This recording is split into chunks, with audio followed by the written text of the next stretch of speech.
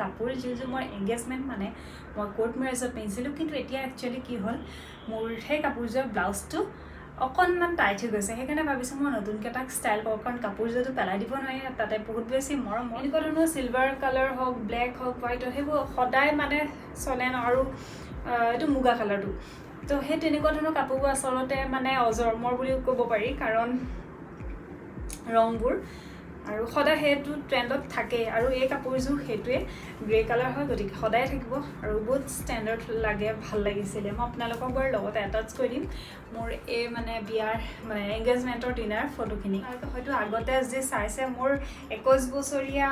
পুৰণি কাপোৰ এযোৰৰ লগত মই ষ্টাইল কৰিছোঁ যোনযোৰ মোৰ তুলনি বিয়াত মাহঁতে দিছিলে তো